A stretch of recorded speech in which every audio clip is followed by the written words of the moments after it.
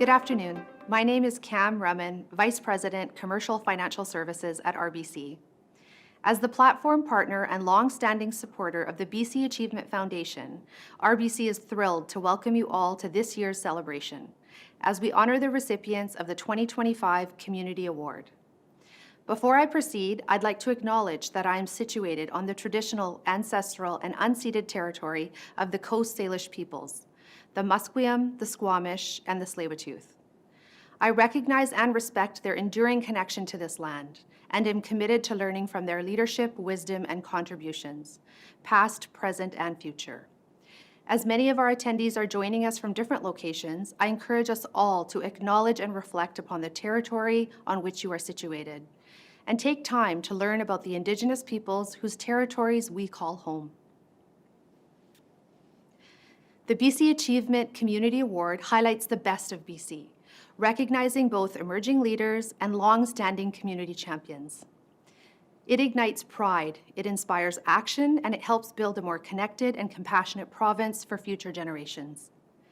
The Community Award is not only about recognition, it's about creating space for leaders of all ages and backgrounds to be seen, heard, and celebrated as they carve a path for others to follow. At RBC, we realize that helping provide fair and inclusive opportunities for everyone can help create greater resilience and prosperity in our communities, which is why we're so proud to walk alongside BC Achievement in honoring those who make a difference. And we're inspired every day by their stories of community impact. This year's recipients are educators, filmmakers, volunteers, entrepreneurs, and everyday heroes who are changing lives through their courage, creativity, and commitment. From this day forward, they'll join an esteemed group of leaders and become part of a strong, vibrant, and distinguished alumni community. Congratulations to this year's Community Award recipients, and thank you for all that you do to help build stronger, healthier, more vibrant communities across British Columbia.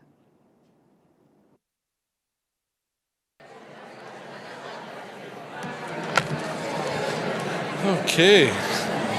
Oh, hi, how are you? Good afternoon, everybody. Good afternoon. Good afternoon. Oh, that's a great reminder for me to silence my phone, and I'll invite you to do the same. If, however, an emergency alert goes off, what are you going to do? My name is Jeremy Brownridge. I'm Her Honour's Private Secretary, and on behalf of all the staff and her, we send a warm welcome to you all. Thank you so much for coming, particularly those who've come from far overseas on the mainland. So thank you for joining us. And thanks to Carl on the piano. Wasn't that lovely? Thank you, Carl. And now that I have your attention, I would kindly ask that you please rise if you're comfortable doing so. We'll have two processions. The first is the honorees drummed in. The second will be the official platform party, including the Lieutenant Governor. Thank you so much.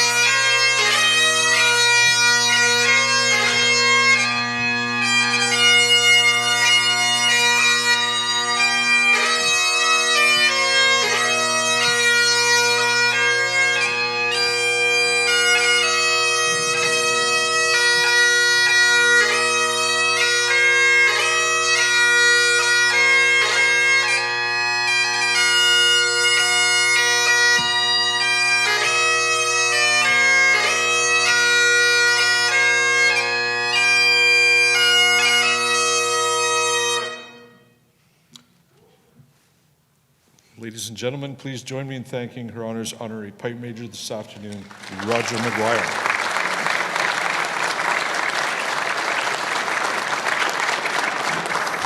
Please also join me in thanking Knowledge Keeper Florence Dick from Songhees Nation and her wonderful son, Dakota. Thank you so much.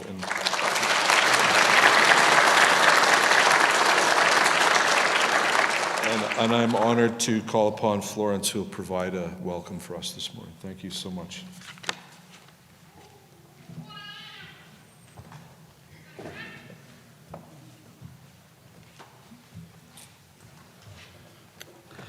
I want to start off by saying Haijka Siam to the new governor for doing proper protocol to the Lekwungen people. I also want to say Haijka to the Salkwayan that are here, Haijka Siam. I also want to say Haijka Siam to all the regalia that I see out there. You know, it's always important that we acknowledge that peace, that we're honoring that peace that we see, and how privileged it is that we can bring it out and share with our neighboring nations, with our people, with our friends, to show the pride that we have in it. I wear my regalia everywhere I go. It gives me strength. It ties me to my ancestors, and it ties me to who I am as a person of the Lekwungen people. We come from the Coast Salish, and we use woolen to represent the high status.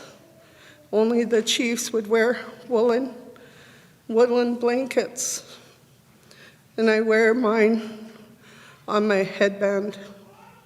We wear cedar that represents the good words that are going to come out of my mouth today. And that's why I wear my hairpiece.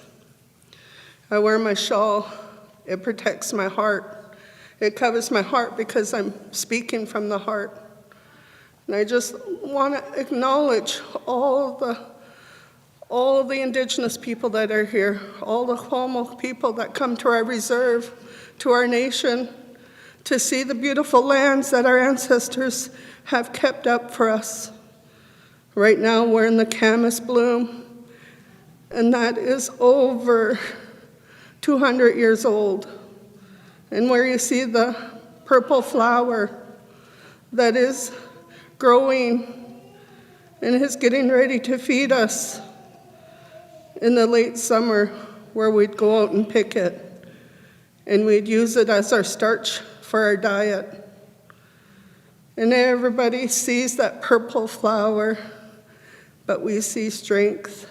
We see all the medicine that it comes from, our ancestors that prepared it, so we could still see it to this day on our lands.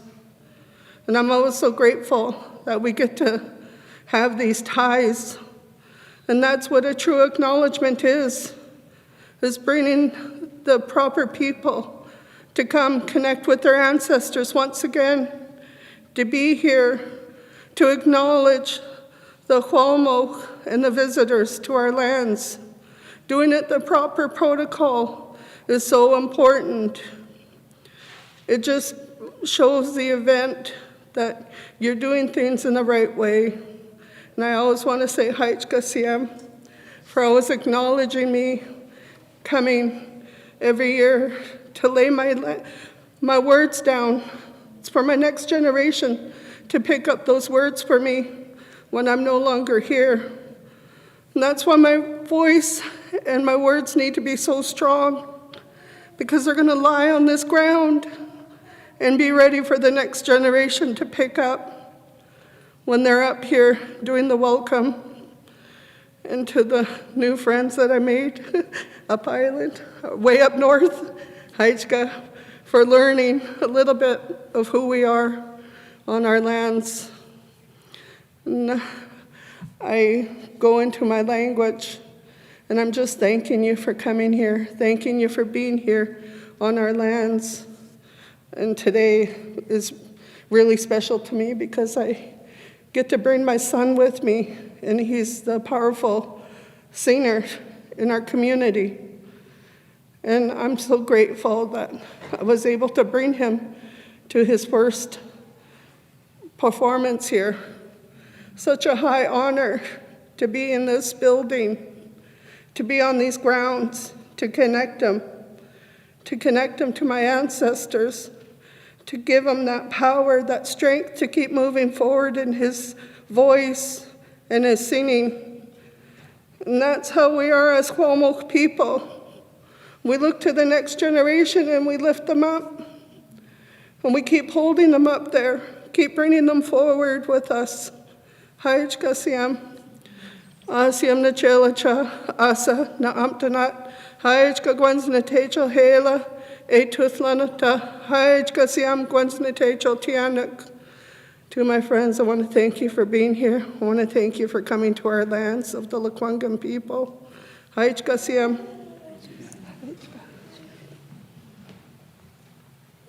These are gifts for you. I can. Would you like to take them, or shall I pass them down? Thank you. Thank you so much. It's beautiful.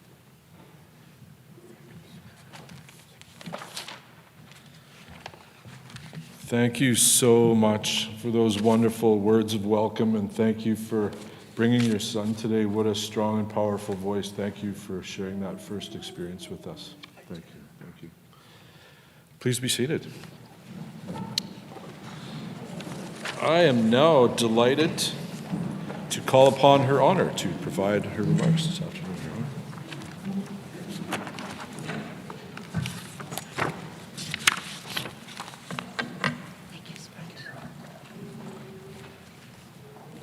Good afternoon, everyone. I want to begin by acknowledging we are gathered on the beautiful ancestral territories of the Lekwungen people, particularly the Songhees and Esquimalt First Nation. My goodness, what a beautiful start to the event. Thank you so much to Florence and her son Dakota for that beautiful, beautiful welcome, and always that we're learning. I thank them so much for sharing these lands in peace and friendship. Hashkasiyam.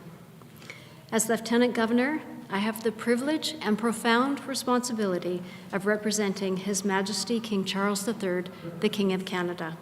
The Crown is the bedrock of our democracy. It reminds us that even in a world of constant change, there are institutions that endure, devoted to unity, stability, and service to all. Later this month, His Majesty will visit Canada to demonstrate his deep personal commitment to our system of constitutional monarchy. This will lend his strength and support to the viceregal family in our shared role as guardians of democracy in this country. His presence is both timely and meaningful. Now, I have to say, these awards are especially dear to my heart, not only standing here before you as the Lieutenant Governor, not only as a very proud former recipient, but also a very proud mother. Our daughter is a past honoree for her impactful work in meaningful inclusion and filmmaking. So I really understand the pride and excitement that you are all feeling today, and I urge you to enjoy each and every moment. Thank you so much to our wonderful partners at BC Achievement who understand the power of change. We're so grateful for your support, and we really appreciate the tremendous work that you do. Please join me in a round of applause.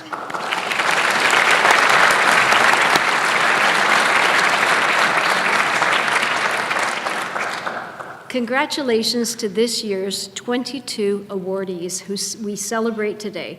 And thank you so much also to all of their supporters who helped them along this journey, because we understand it takes a village. The Community Achievement Award Program celebrates changemakers. They devote their lives to improving communities, creating spaces of care, resilience, and inclusivity. Often, they are working outside of the spotlight, but their efforts inspire others and have a long-lasting impact. This recognition emphasizes the transformative power of service and generosity. Our recipients shape vibrant, caring, and inclusive communities in their very own ways. Your accomplishments and service truly inspire me. I am grateful to celebrate you today as we gather to show our hearts as true British Columbians. The motto of BC Achievement is exceptional and something that should be a goal for everyone, every day. And that motto is elevate excellence, share success, and inspire change. Congratulations again, and I look forward to the ceremony. Thank you.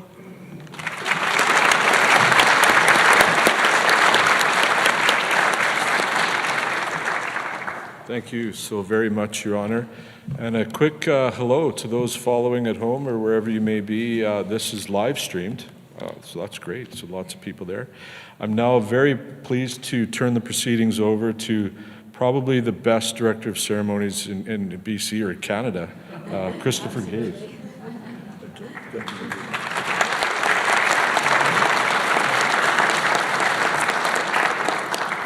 Well, that's quite an introduction. Thank you, Jeremy. Of course, I'm absolutely honored to be here. Your Honor, thank you for those thoughtful words. We all appreciate your leadership and so grateful for presenting the 2025 Community Award Program, of course, in your presence.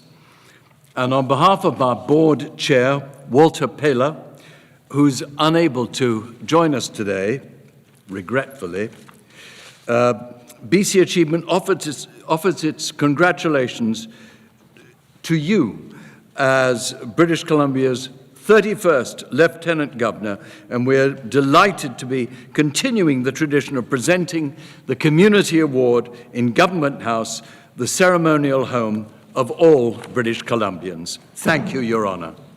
We can clap that.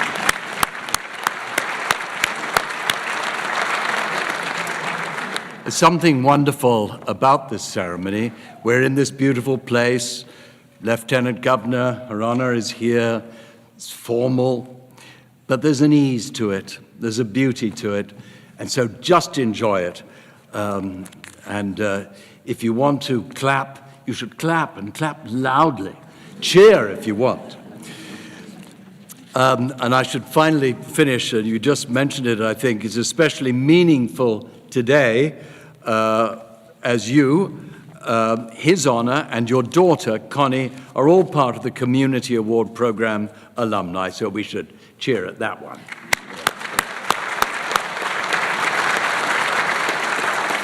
I'd also, of course, like to acknowledge with respect the Lekwungen peoples, the Songhees, and Esquimalt First Nations, on whose traditional territories, of course, we're visiting today.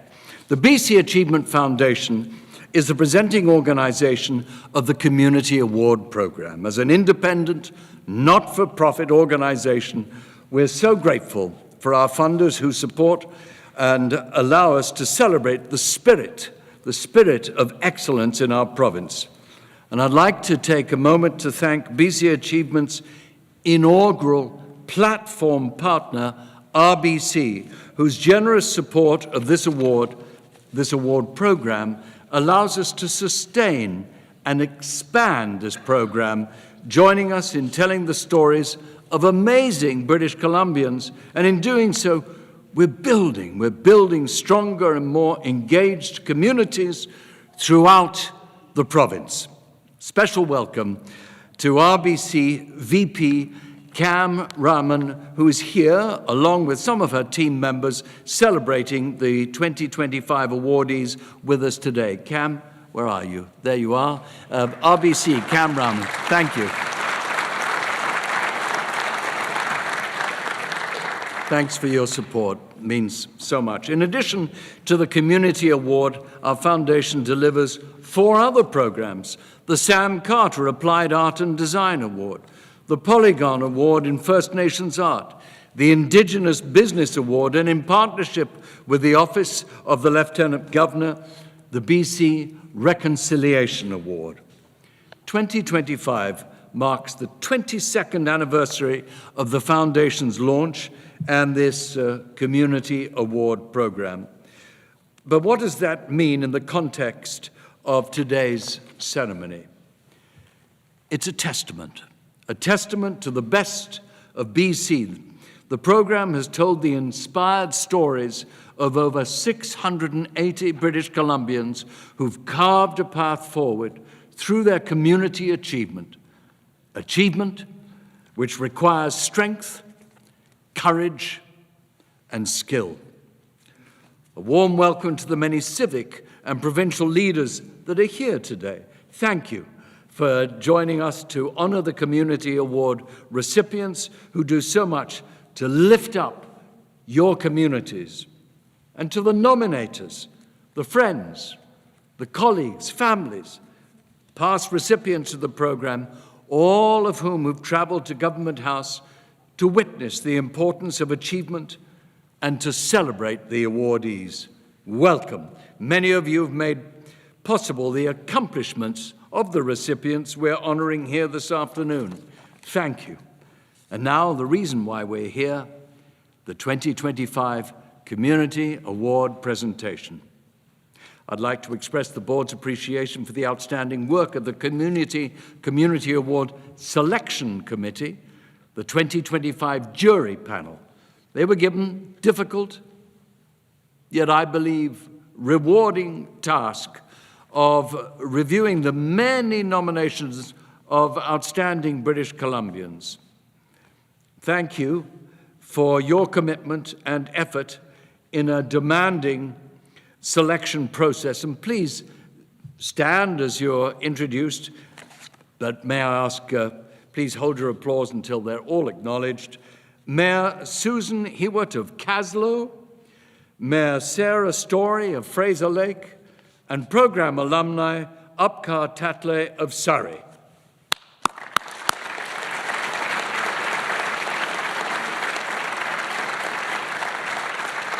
Thank you.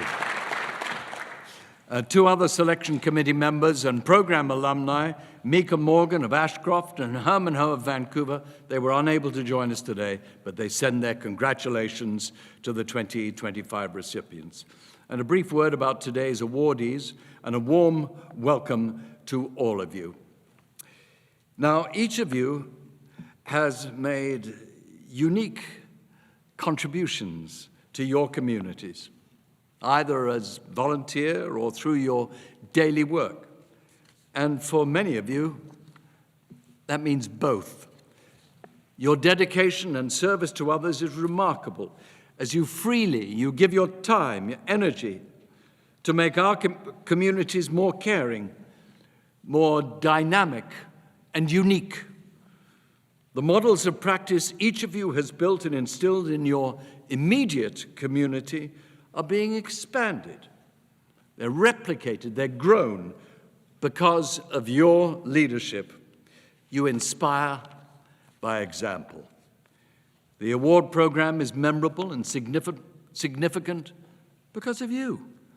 Your individual records of service, taken together, describe the very best of our home here in British Columbia.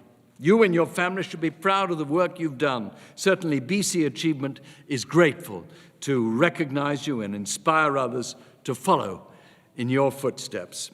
Today, each of you will receive a BC Achievement medallion and matching lapel pin featuring a design by renowned artist Robert Davidson, whose words resonate with the intent of all BC Achievements award programs.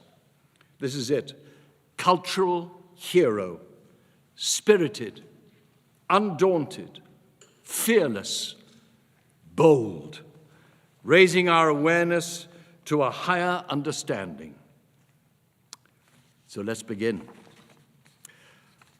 I call upon Robert Best of Vancouver.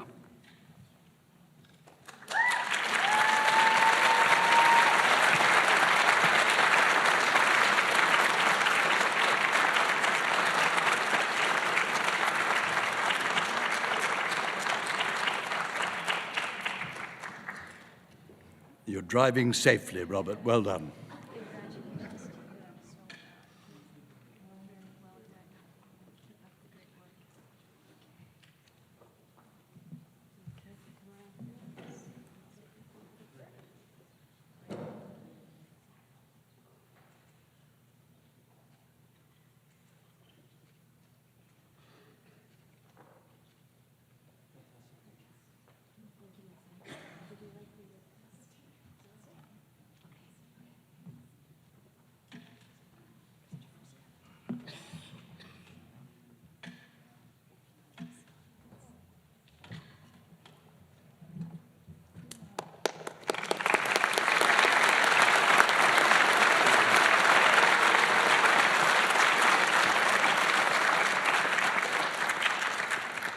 Genuine kindness, patience, and positivity define Robert Best, qualities echoed in the stories from students he empowered, teachers he supported, and lives he quietly transformed.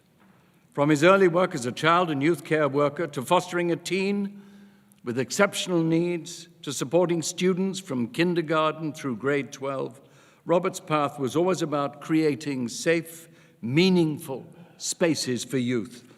After joining the Vancouver School District in the 90s, Robert connected with students from all backgrounds through initiatives such as Link Crew, peer education, and one of the district's first restorative justice programs.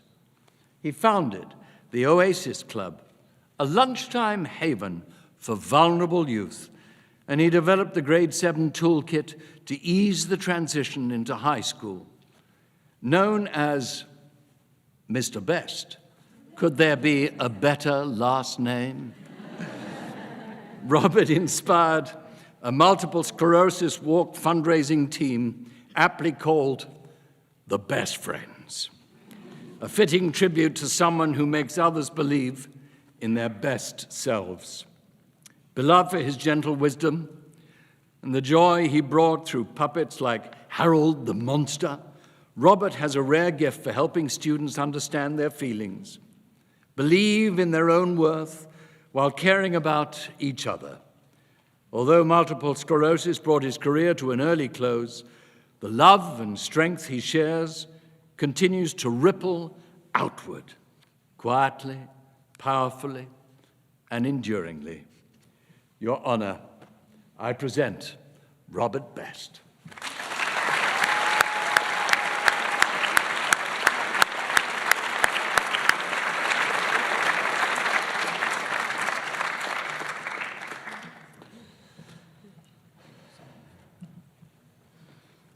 Bravo, well done.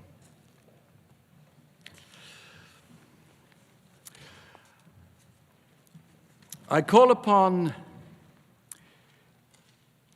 Tlee Chilwett, Heather Andrew, and Yuwunat Eileen Gus of the Squamish Nation. Unfortunately, Eileen is unable to join us today, but Heather is here.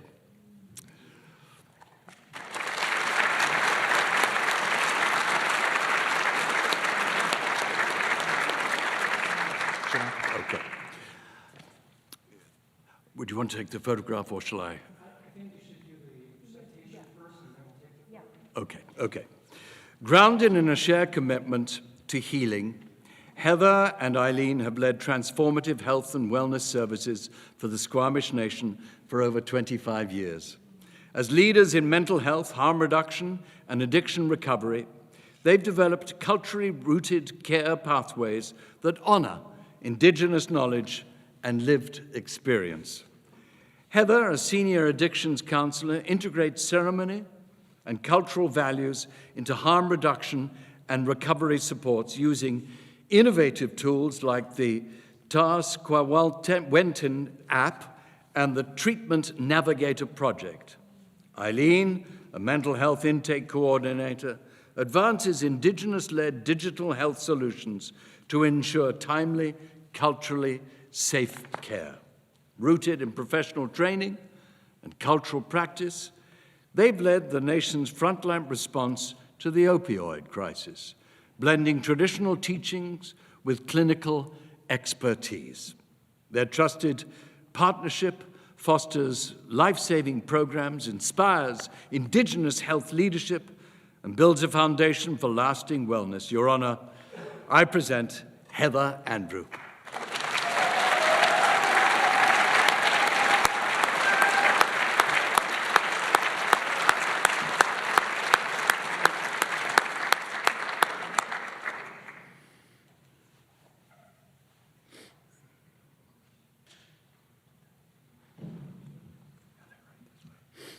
Bravo.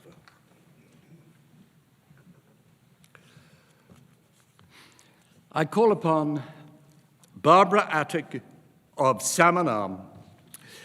Ubiquitous in her calling for over 5 decades, Barb has dedicated herself to serving communities across the province in countless meaningful ways, from her beginnings as a 16-year-old candy striper at Royal Columbian Hospital.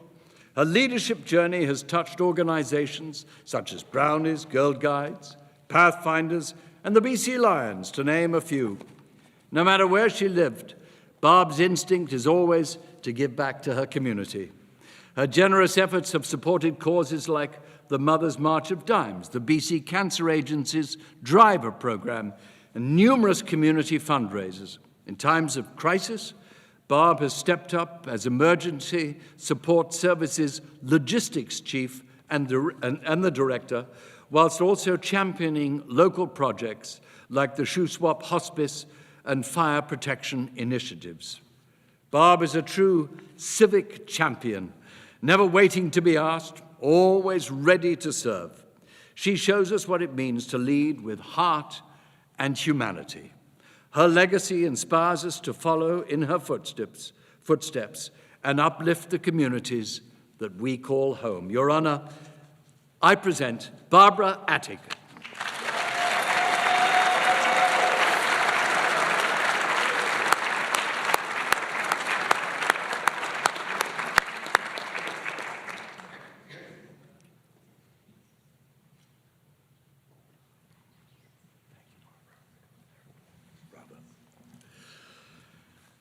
I call upon Serena Kainer of Canoe. Long before Buy Local became a national movement, Serena Kainer was already leading the charge in the Shuswap, championing local food producers, small businesses, and community well-being with dedication and passion. As former president and executive director of the Shuswap Food Action Society, she was a driving force behind building a stronger, more resilient local food system. Under Serena's leadership, the region's farmers market was transformed into a vibrant community hub, and thanks to her ability to unite local farmers, artisans, the Downtown Improvement Association, and the city of Salmon Arm. Her efforts directed over $70,000 into nearby farms, advancing both food security and sustainability. She also played a critical role in expanding school meal programs, securing funding, founding the Family Box program, and assembling teams to deliver hot, nutritious, locally sourced meals to students across the district. Today, as the Feeding Futures program coordinator in her school district, Serena continues to lead with purpose, ensuring that every student has access to healthy food while strengthening the fabric of her community from the ground up. Your Honor, I present Serena Kainer.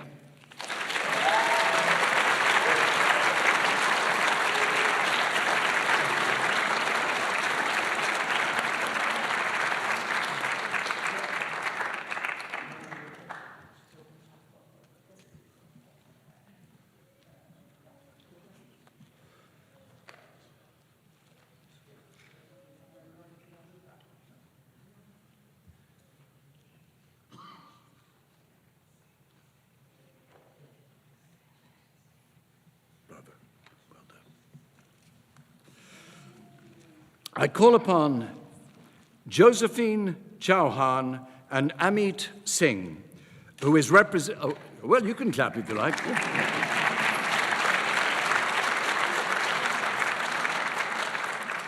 And Amit Singh, who is representing Neera Vora Singh of Vancouver. And driven by their shared belief in the power of collaboration, Josephine Chauhan and Neera Vora Singh, co-founders of the Touching Lives Foundation, are lifting up marginalized communities across British Columbia. As immigrants themselves, they understand the struggles of newcomers and vulnerable populations, which motivated them to create a community-driven initiative. And since founding Touching Lives, they've been a steadfast anchor to individuals facing homelessness, food insecurity, domestic violence, and mental health challenges, offering not only financial aid, but also mentorship, empowerment programs, and vital resources, providing dignity and long-term support to those in need. With a focus on women and children, their work addresses critical social issues with compassion and funding. Through grace and determination, their annual fundraising events raise substantial funds for many service organizations. Josephine and Nira continue to raise awareness, organizing food drives, mental health workshops, and directly delivering essentials to low-income families. As women of color in philanthropy, Nira and Josephine have navigated personal and systemic challenges with perseverance, all the while embracing a hands-on approach to leading their foundation through its own complex journey. Their partnership shines with positivity and strength, inspiring others with their empathy and commitment to the community they are building. Your Honor, I present Josephine Chauhan and Nira Vohra Singh, who's today represented by Amit Singh.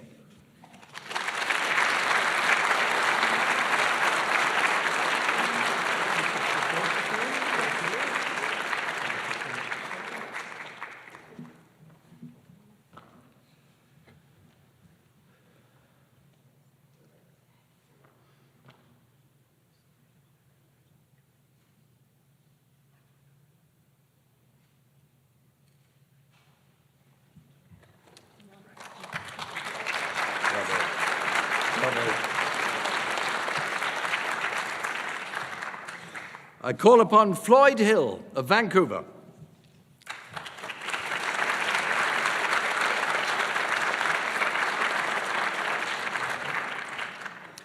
Taking to the skies as a volunteer pilot, Floyd Hill brings Hope Air's vision to life. A Canada where access to healthcare is never limited by geography or financial means.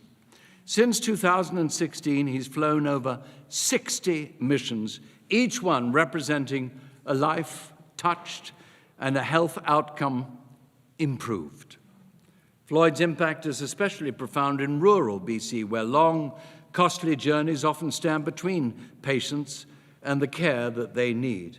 With no regular air service in many remote areas, Floyd eliminates that gap, donating his time, expertise, and personal aircraft to provide safe, no-cost transportation to those in need, all the while balancing life's many other demands. Known for his compassion, generosity, he meets urgent travel challenges with calm reassurance, becoming a steady presence in moments of uncertainty. Floyd's commitment goes far beyond the cockpit. Recently retired from his decades-long career at Odlum Brown, Floyd mentors new Hope Air pilots, helping to grow the organization's reach and reinforce its mission. And to those Floyd flies, it's never just a flight, it's a lifeline, fueled by humility, purpose, and hope through the skies. Your Honor, I present Floyd Hill.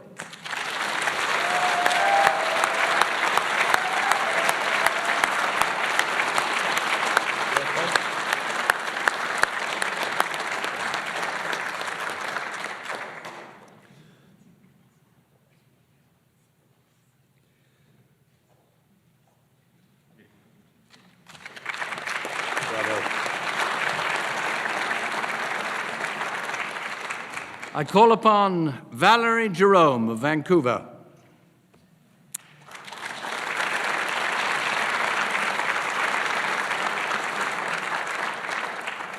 Valerie Jerome has given her students and mentees the capacity to believe in themselves, in each other, and most importantly, to believe that anything is possible.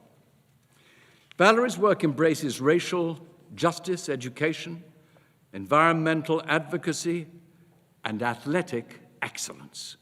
A former Olympian, she elevates her platforms into a powerful space for equity, inspiring generations to rise above adversity. A lifelong educator and advocate, Valerie amplifies marginalized voices, mentors Black youth, and builds inclusive spaces in schools and beyond. She's a champion for fair opportunities in sport, preserving the legacy of her brother, trailblazing athlete, fellow Olympian, and civil rights icon, Harry Jerome. Her activism reaches into environmental justice, running in 6 elections with the Green Party, championing urgent reforms from ozone protection to pesticide bans. Through her memoir, Races, the Trials and Triumphs of Canada's Fastest Family, Valerie offers a stirring lens on race, legacy, and hope. Her life's work reveals a more just, inclusive, and sustainable future, creating a path forward for all of us. Your Honor, I present Valerie Jerome.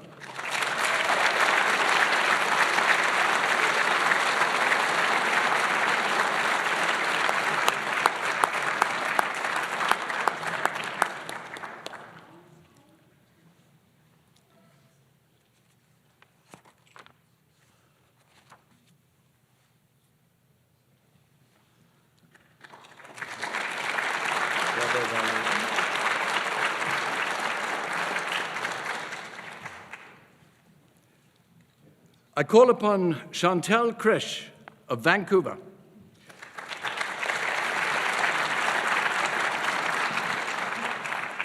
A champion for women, girls, and youth, Chantel Krish lives and breathes her passion through advocacy and mentorship. As CEO of Big Sisters, she delivers on its mission and supports nearly 500 youth each year. Chantel reimagines mentorship with inclusive, equity-driven programs, including a groundbreaking gender-based violence prevention initiative delivered with school districts. Her collaborative spirit extends beyond her organization, inspiring communities and partners alike. Under her tenure, Big Sisters has expanded its impact and increased revenue with plans to launch Vancouver's first ever mentorship hub. She ensures youth voices are heard at every level of the organization, building in sustainability and relevance. In addition to Big Sisters, Chantel has advanced accessible childcare through the $10 a day pilot, brought national focus to media representation with the YWCA's Culture Shift project, and supported critical policy reform through the Mothers Without Legal Status initiative. Her work is grounded in her personal practice and a deep belief in equity and mentorship. As her own words reveal, what better investment could there be than a future where women and girls are supported to overcome the barriers they will inevitably face to thrive in their pursuits. Your Honor, I present Chantel Krish.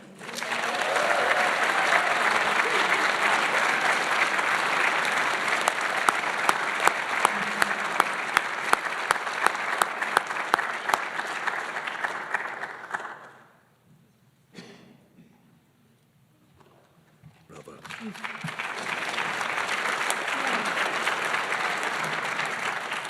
I call upon Carol Lee of Vancouver.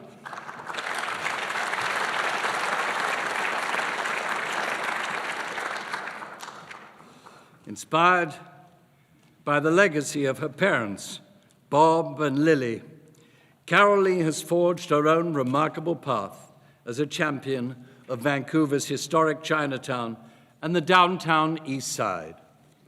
Combining entrepreneurial success with a deep, lifelong commitment to giving back, Carol's passionate vision is uniquely powerful.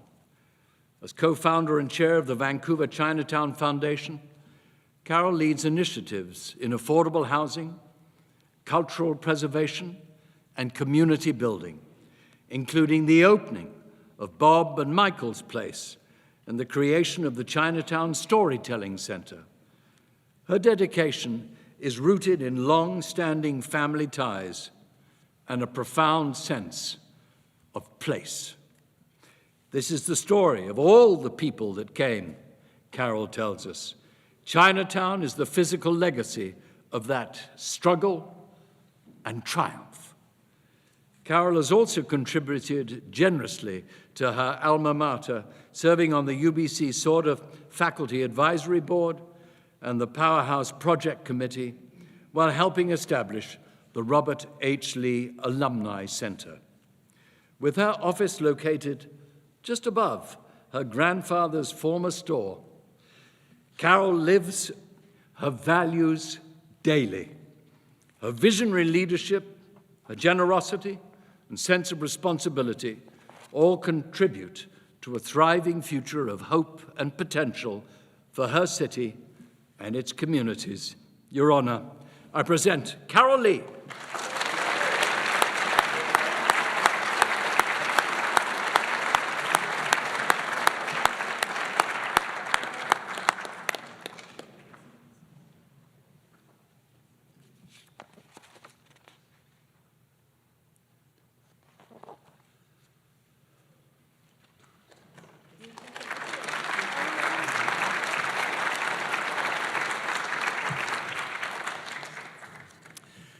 I call upon Trevor Mack of the Chilcotin Nation.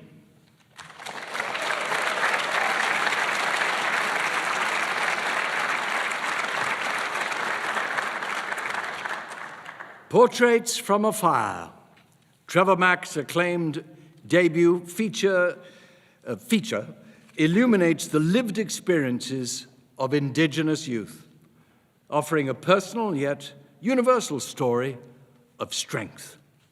Every project Trevor creates is filmed on Chilcotin land with Chilcotin actors, keeping Indigenous voices and traditions at the heart. A visionary filmmaker and cultural advocate, Trevor dedicates his life to uplifting Indigenous youth and celebrating his Chilcotin identity. With his wife, Valeria, he co-founded the Tlaytinko International Cultural Garden Center, space for youth to reconnect with the land through tradition, food growing, and cultural exchange with Mexican indigenous communities. Trevor also leads the Darcy Co. Tribal Parks Back on the Land initiative, where youth trek through the mountains, gather around the fire, and learn drumming, art, and traditional medicine, reclaiming ancestral knowledge. Respected for his mentorship and humility, Trevor serves as the youngest counselor in his community and across the Chilcotin Nation. Trevor's emerging leadership elevates the space around him through storytelling and lasting community connection. Your Honor, I present Trevor Mack.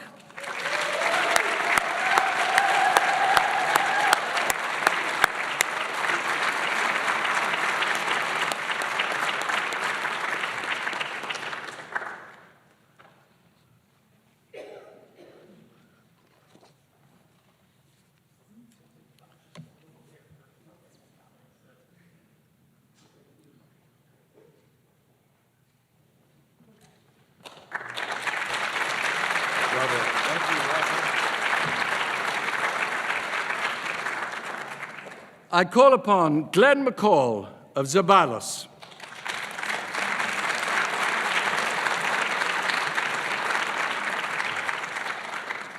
When a young orca was stranded near his village last spring, Glenn McCall and his team were the first on the scene, reporting the situation to DFO and immediately mobilizing machinery and people to help free the calf.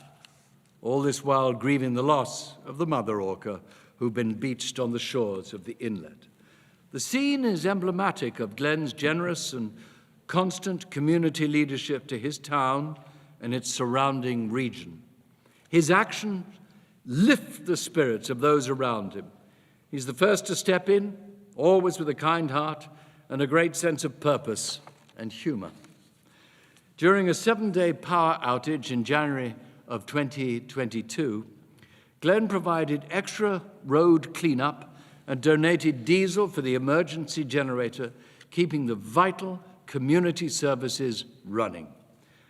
An alert environmental advocate, Glenn spotted a forest fire near Aihattensat First Nation, and he organized resources to help extinguish the flames. From building bridges to leading Christmas parades and barge fireworks, Glenn is a known and joyful presence in Zobales, the kind of person who helps his neighbors and shares a laugh. He supports countless community events, sponsors the local baseball tournaments, dance, and lends his time to emergency efforts. Glenn's deep sense of responsibility and dedication, along with his infectious energy, make him an invaluable part of his village community. Your Honor, I present Glenn McCall.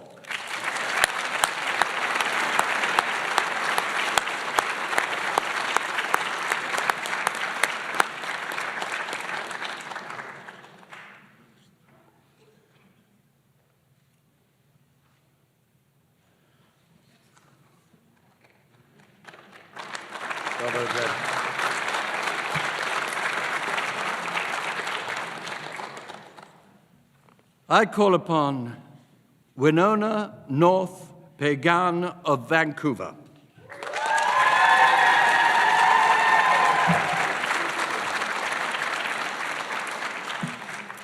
Winona North Pagan is passionate about creating positive change for First Nations communities, especially for women and youth. She focuses on cultural preservation while researching and delivering important policy reforms. A proud member of the Piikani Nation, Blackfoot Confederacy, and Anishinaabe Odawa from the Wemkong unceded territory, Winona's work focuses on Indigenous governance and self-determination. As a policy analyst with the Union of British Columbia Indian Chiefs, Winona leads Indigenous voices into decision-making processes, ensuring the end results involve and reflect the needs and rights of Indigenous communities. Winona's contributions include her repatriation efforts, notably through the Vancouver Foundation's Level Youth Policy Program, where she moved repatriation and cultural sovereignty forward.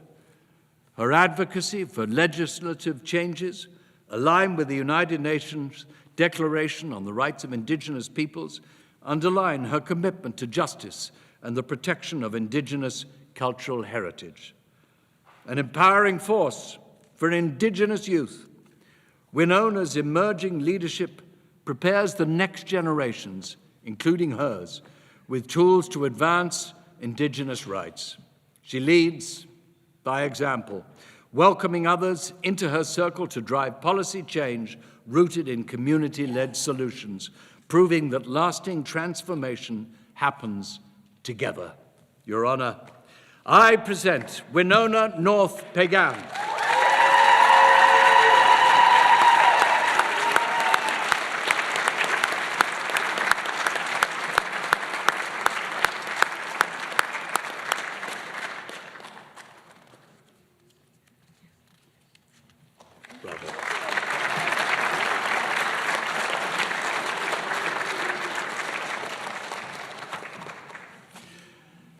I call upon Robert Olson of North Vancouver.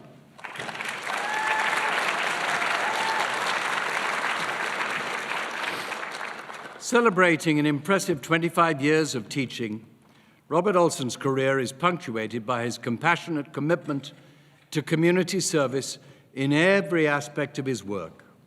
With a diverse background as a tree planter, carpenter, and former Navy Reserve member, Rob brings a unique perspective to the classroom, designing programs that inspire and empower all students.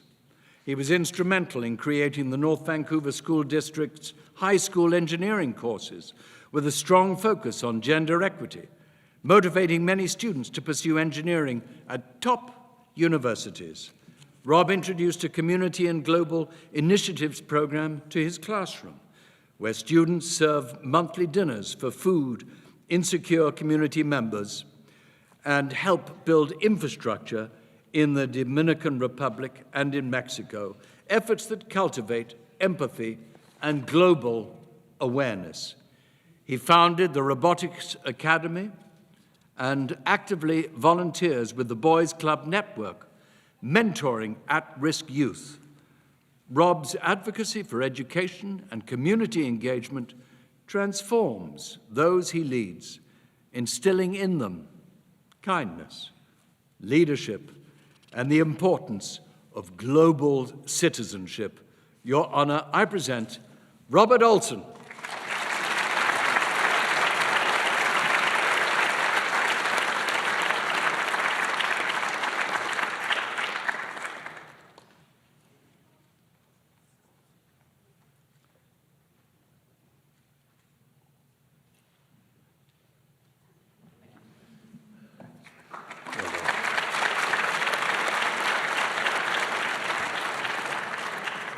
I call upon Bob Purdy of North Vancouver.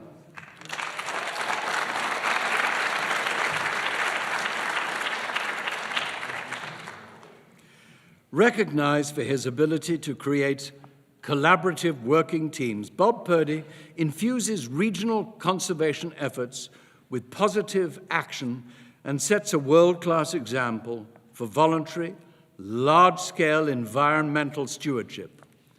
For over 30 years, Bob has been a leader in sustainability, including 25 years with the Fraser Basin Council. He brings together voices from across the marine industry, Indigenous communities, government agencies, and environmental organizations. Named the Enhancing Cetacean and Habitat Observation, or the ECHO program, the initiative is focused on tackling the impact of commercial shipping on endangered whales along British Columbia's southern coast. Bob's steady guidance allows the ECHO program to flourish, earning trust from participants and enabling effective and globally significant conservation actions. His gifted communication and relationship efforts transformed challenging conversations into meaningful partnerships. At a time when only 73 southern resident killer whales remain, Bob's work with ECHO is vital to their survival. Through his mentorship, energy, and commitment to sustainability, Bob's work inspires a new generation to embrace cooperation and environmental responsibility. Your Honor, I present Bob Purdy.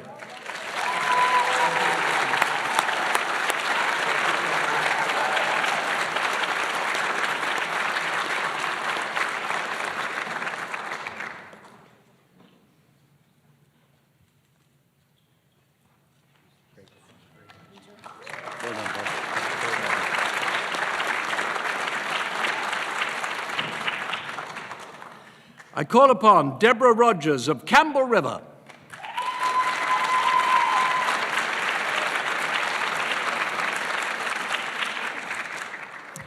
When asked if women can be firefighters, Deborah Rogers, acting captain and fire investigator with the Campbell River Fire Department, is quick and clear in her response. Yes, of course. It isn't brute strength that's required. It's resilience. It's being brave. Deborah's personal goal is to provide knowledge and resources so future candidates are better prepared for a career in the fire service. She dedicates a significant amount of time to inspiring women across British Columbia to pursue a role as a firefighter. Through her leadership, Deborah provides young women with hands-on training, mentorship, and invaluable exposure to female role models in a traditionally male-dominated field. Her work at Camp Ignite, a day camp for young BC women in grades 11 and 12, allows countless young participants to see themselves as future leaders in fire service. As the founding president of the Island Ignite Mentorship Society, Deborah brought these life-changing opportunities to Vancouver Island, uniting fire departments and female firefighters in a shared mission. Her work has built a strong and supportive community while crafting a model for much-needed change in the industry. Step by step, Deborah is redefining the culture of the fire service by demystifying it and creating more inclusive pathways for women across the profession. Deborah's leadership underlines the importance of mentorship and her passionate commitment to be the change. Your Honor, I present Deborah Rogers.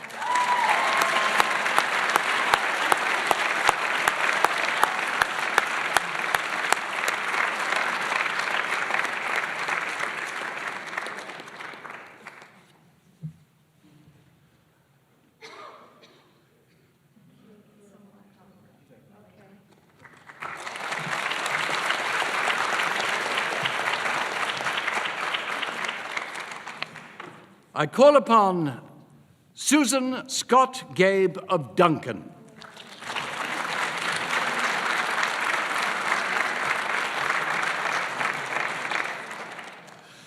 One of the many organizations benefiting from Susan Scott Gabe's leadership is the Vancouver chapter of the Sovereign Order of St. John, whose mission, making lives better, seems to be the credo that permeates and underpins all of Susan's undertakings. Her work supports individuals affected by disabilities and life-limiting illnesses and is making a lasting impact on healthcare policy and its practice.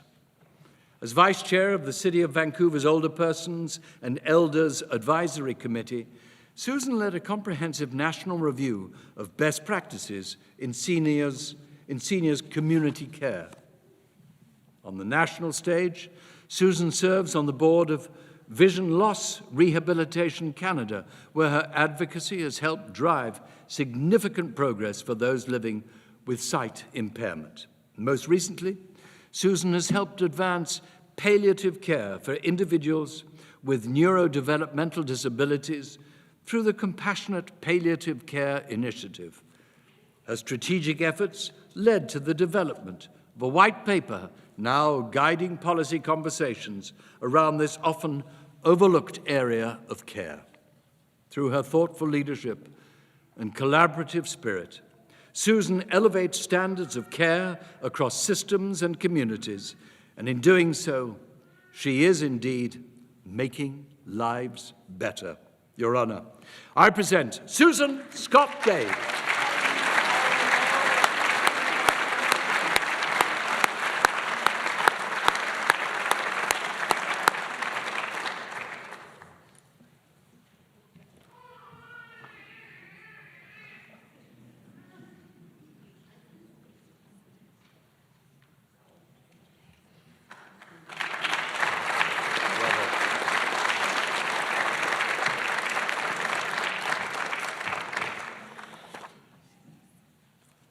I call upon Mestesi Luchmetque Colleen Seymour.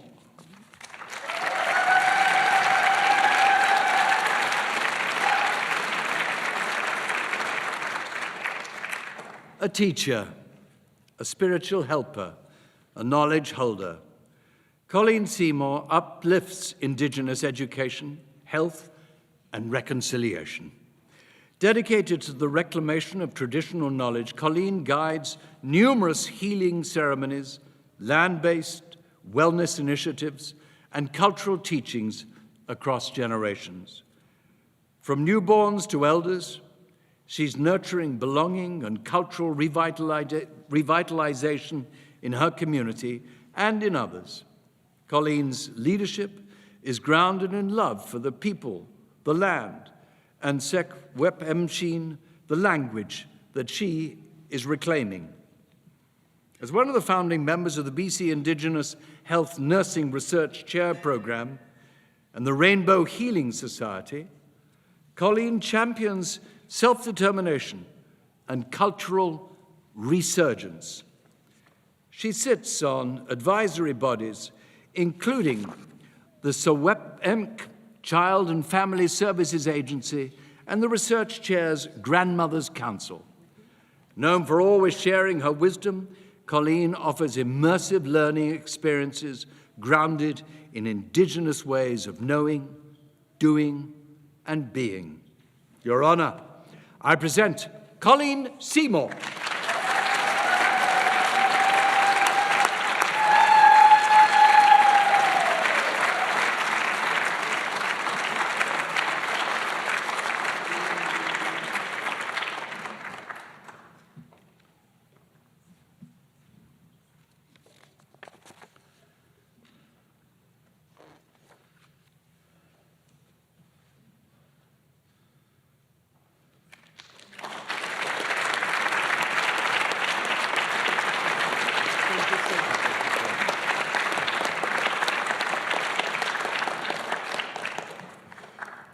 I call upon Dr. Sabine Tiwana of Vancouver.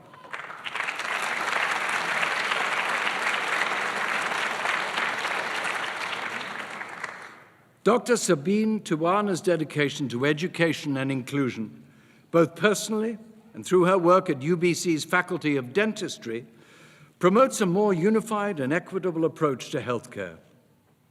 Since 2017, she has provided hands-on research opportunities for high school students, especially young women, helping to close the gender gap in dentistry. By including students, co-authors in her publications, she uplifts emerging voices in the field. Beyond her clinic, Dr. Tiwana co-develops and delivers equity workshops at Vancouver Coastal Health and the Canadian Conference for Physician Leadership, giving the underrepresented youth practical skills and leadership experience. At UBC, she continues to advocate for minority students through inclusive teaching and mentorship. Her book, Equity, Diversity, and Inclusion in Healthcare, From Knowledge to Practice, challenges traditional models of leadership, training, and accountability. Through her mentorship, advocacy, and research, Dr. Tiwana is not only changing lives, she's helping shape a more inclusive future for healthcare providers. Your Honor, I present Dr. Sabine Tiwana.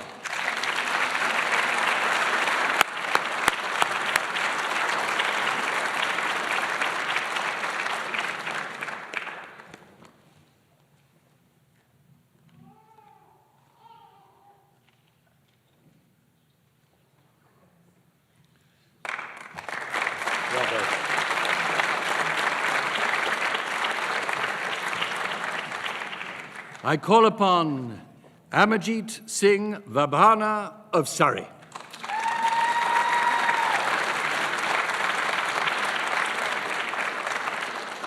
Amarjeet Singh Vabhana plays a pivotal role in shaping Surrey's arts and cultural landscape. In 2006, he founded the Nard Arts Festival, now a cornerstone event that showcases local talent and strengthens community engagement through the arts. At the Nard Arts Centre, Amarjeet has produced large-scale events, including the Nard Festival of Music and Dance, and built meaningful connections between local and international artists. His mentorship has launched the careers of many aspiring musicians, and his widely used tabular syllabus books have become vital tools in preserving cultural education. Amarjeet's leadership is transforming Surrey into a vibrant cultural hub, encouraging collaboration across artistic disciplines. His online teaching programs extend music education globally, establishing lasting pathways for cultural growth. And through his work, Amarjeet celebrates diversity and ensures the arts remain at the heart of his community. Your Honor, I present Amarjeet Singh Vabhana.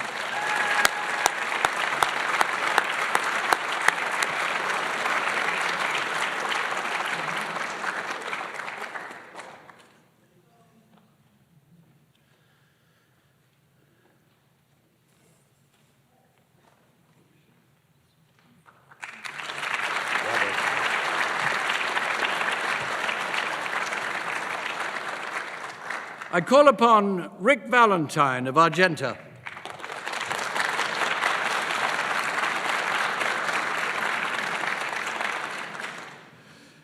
Rick Valentine is a cornerstone of the Argenta community, with decades of service in public safety, infrastructure, and emergency preparedness. As a leader with the town's safety and preparedness and its cemetery societies, Rick has spent over 20 years advancing wildlife readiness, training hundreds, establishing a fully equipped fire shed, and creating a water source mapping system now used by the first responders. And these efforts proved vital during the 2024 wildfires when, under Rick's leadership, the Argenta Fire Brigade successfully protected every structure in the community. Rick also led the design and restoration of Johnson's Landing's water system after a devastating landslide. This undertaking was a 7-year volunteer effort that secured federal funding, passed engineering standards, and came in under budget.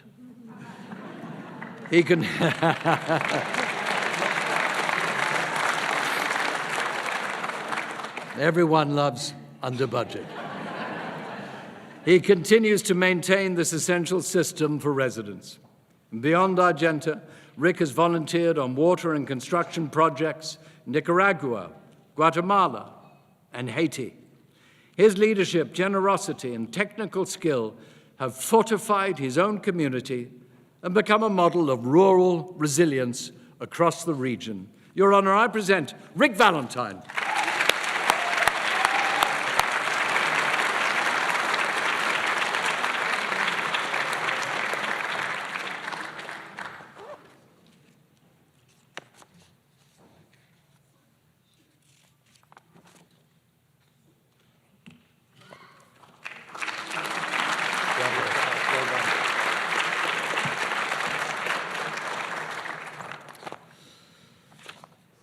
I call upon Margot Wask of Vancouver.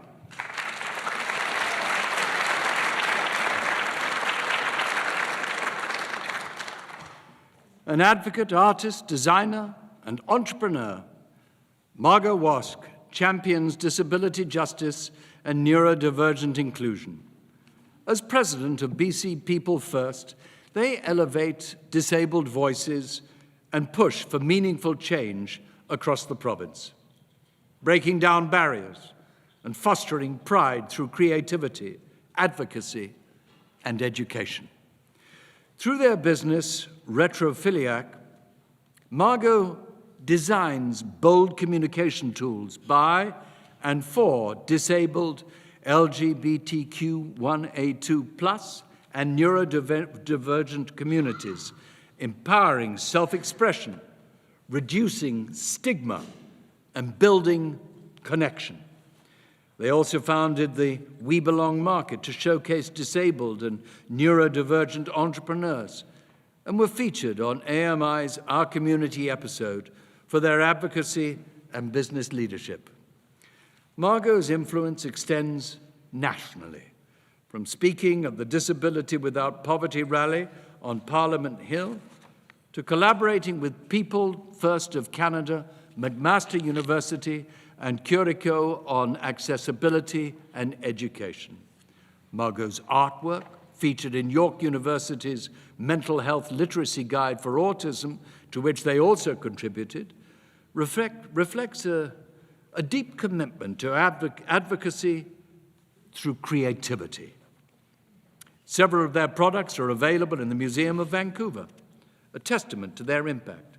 Across every platform, Margot's leadership emerges with a powerful voice for inclusion, self-advocacy, and systemic change.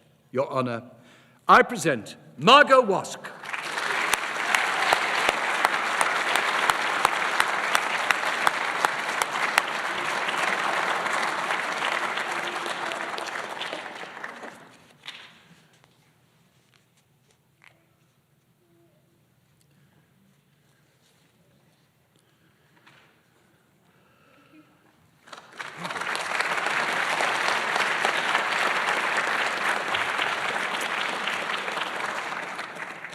So, ladies and gentlemen, please join with me in applauding these 21 British Columbians who so richly deserve this honor today.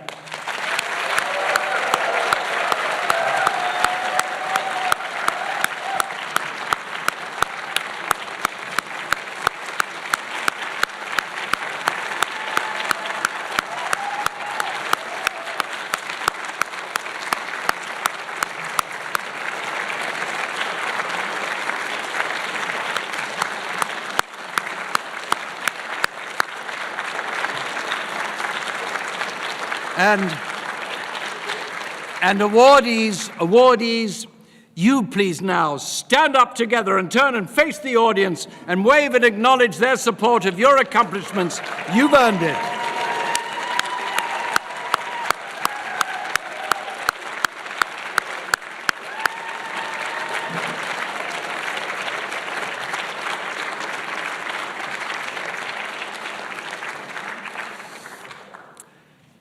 Good. Do be seated. It's now my pleasure to invite my fellow board member and the recipient of the Indigenous Business and Community Award, the 2018 Mitchell Awardee of Distinction, Glanasium Dr. Kim Vanderwood, to join me on the stage. Kim.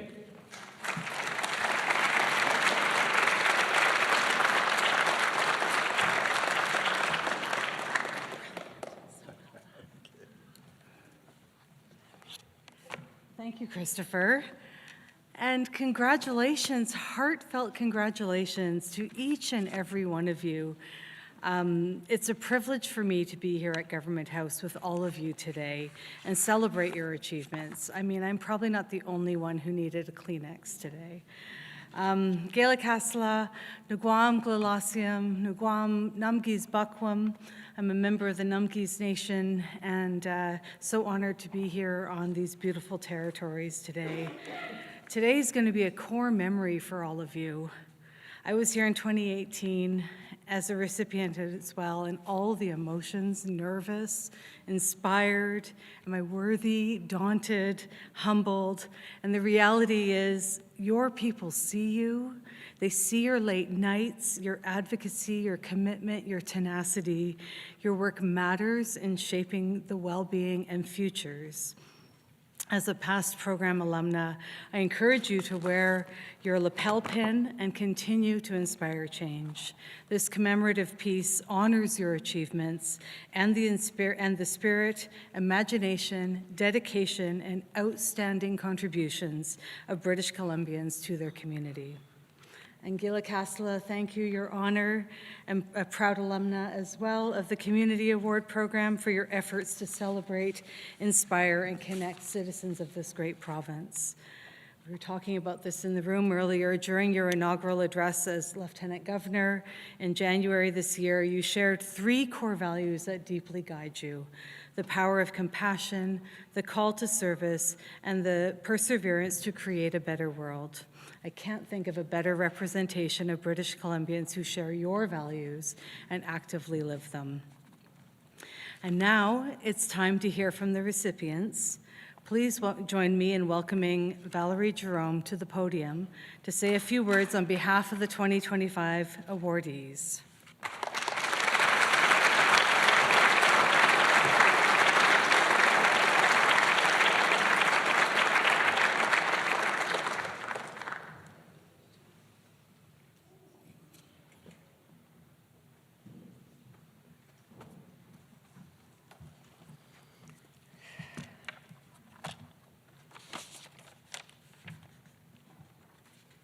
Your Honor, fellow recipients, and guests, we acknowledge with respect the Lekwungen people, the Songhees, and the Esquimalt First Nations on whose traditional lands we are visiting today.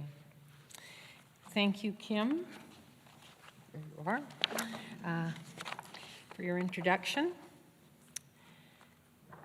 Growing up in a Black family in Canada, I was Growing up in a Black family in Canada was extremely challenging, as racism pummeled us every day in every aspect of our lives.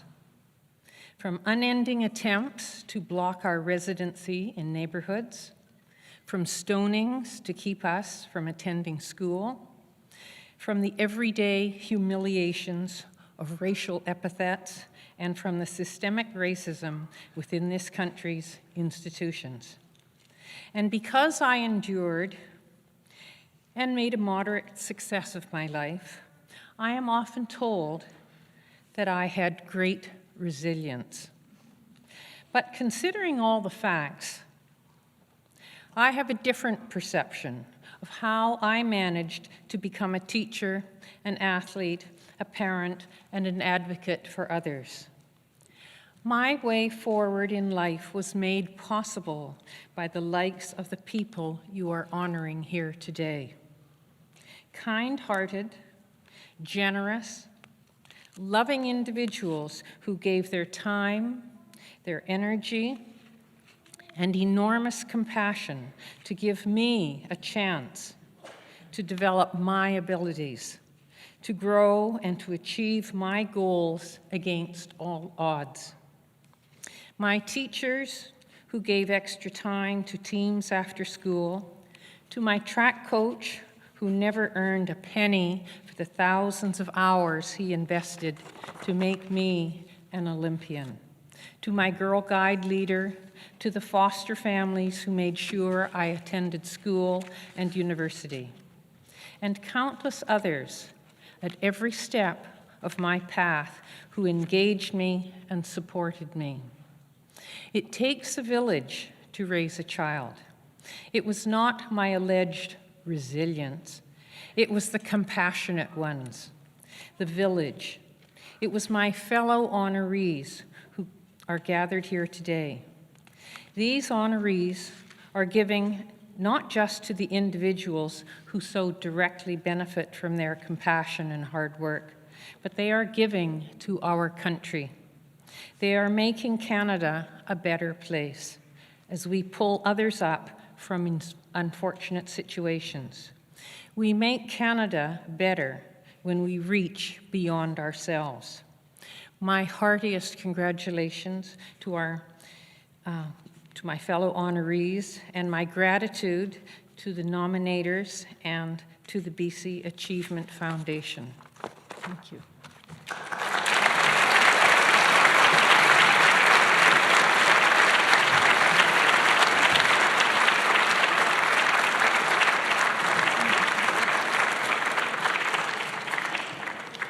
Just trying to dash. Not yet, not yet. Gayla Castela, Valerie, and please remain on the stage. Oh my goodness, kind-hearted, compassionate people, people who offer time, care, and unwavering belief, people who stand with you. You can see here that real change is seated in compassion and remarkable words, Valerie. Your story is a call to action for all of us, not just to admire you and your accomplishments, but to follow your example, to be that village, and to reach beyond ourselves. Achievement doesn't happen in isolation, it happens in community.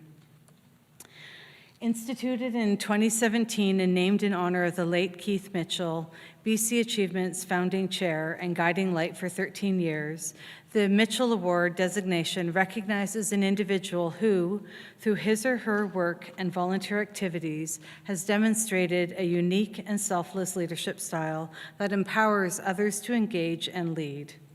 Valerie, thank you for your leadership as an educator, an advocate for inclusion and kindness while empowering those you lead to follow in your footsteps. Education is not only a path to opportunity, it is an act of resistance, a tool of liberation, and a way to rewrite the future for those who have been excluded for far too long. Your work reminds us that when we teach with courage and care, we don't just transfer knowledge, we transform lives. So on behalf of the BC Achievement Board, it is my honor to present the 2025 Mitchell Award of Distinction to you. Thank you, Gayla Castela, and congratulations.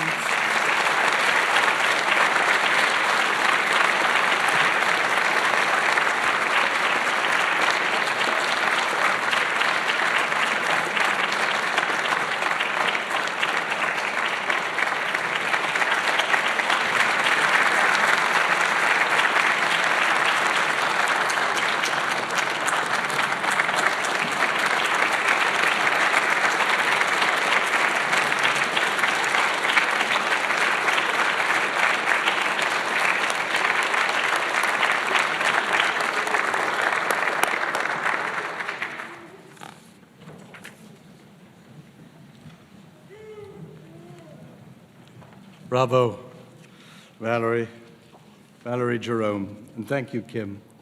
That was wonderful. We're fortunate to have several past Community Award recipients, our program alumni in the audience, and welcome and thank you for witnessing the ceremony today. It's an honor to have you with us. And today's recipients, your journey with BC Achievement just beginning. Collectively, we're delighted to congratulate and welcome all of you as part of the growing Community Award Program alumni.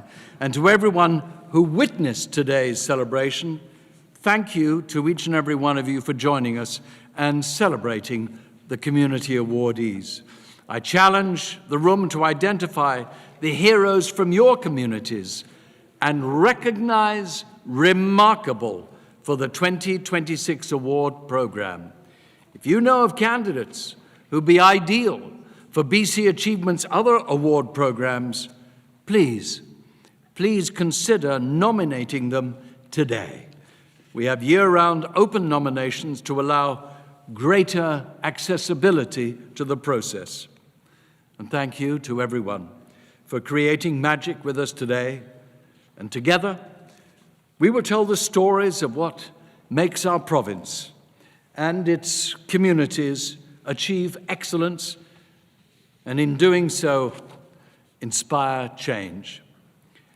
Thank you all so much. It's been an honor to do what I've had to do today, and I can now stop speaking, and I hand over now to Amanda Campbell, who will tell you some special things.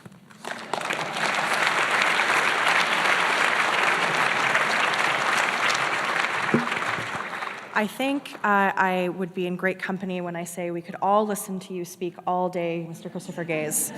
Wonderful presentations. Thank you so much.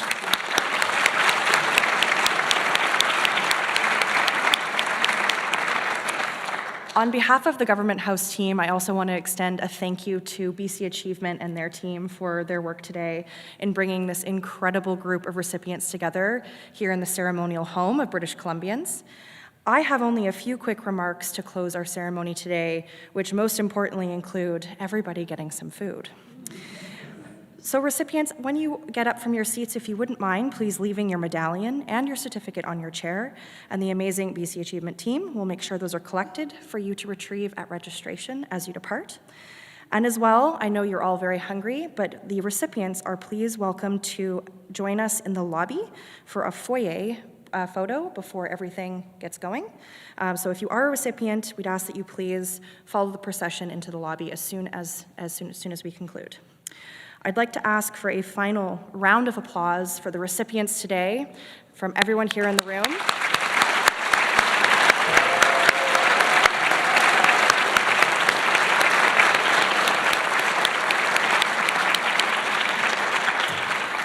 And with that, we draw today's ceremony to a close and ask for all guests to please rise for the departure of the official party and the Community Award recipients. Thank you so much.